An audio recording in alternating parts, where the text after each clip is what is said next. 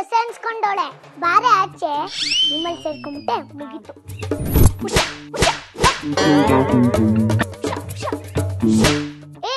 ಯಾಕೆ ಕೋಲ್ ಇಟ್ಕೊಂಡಿದ್ಯಾ? ನಾಯಿ ಬೊಗಳ್ತಾ ಇತ್ತಲ್ಲ ಅತ್ತೆ, ಅದಕ್ಕೆ ಓಡ್ಸಕ್ ಕೋಲ್ ಎತ್ಕೊಂಬಂದೆ.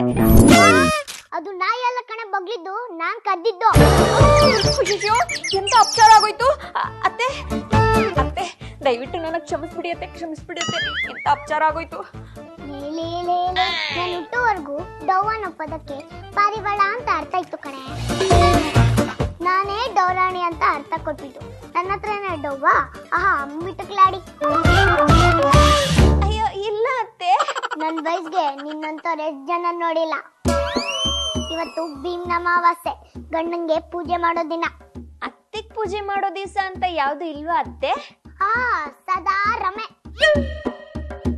ಹಬ್ಬ ಮಾಡ್ಬೇಕು, ನೆಲ ಊಟ.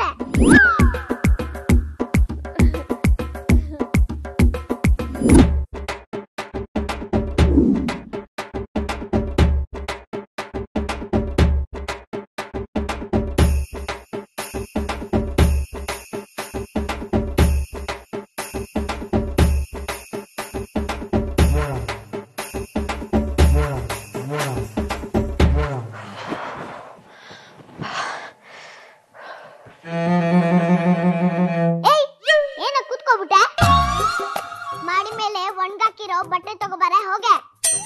ಬಟ್ಟೆನಾ?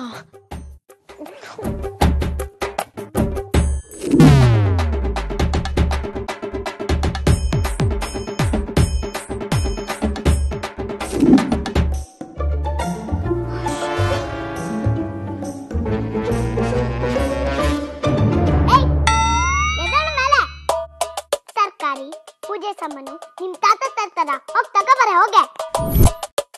ಕೊರೋನವ್ವ ಕೊರೋನವ್ವ, ಯಾರ್ಯಾರನೋ ಮೇಲ್ ಕರ್ಸ್ಕೊಂಡ್ಬಿಟ್ಟೆ.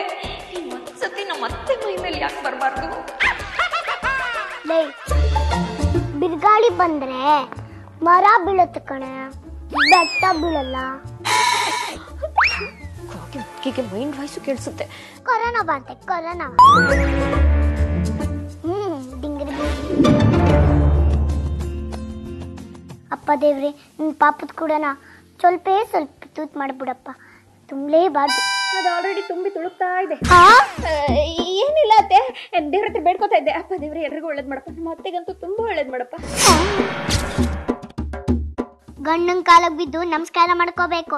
ಅವರೆಲ್ಲಿದ್ದಾರೆ? ಆಫೀಸ್ಗೆ ಹೋಗಿದಾರಲ್ಲ. ಅವ್ರ ಛಾಪ್ರಿ ಇದೆಯಲ್ಲ, ಅದೆಲ್ಲ ಮಾಡು.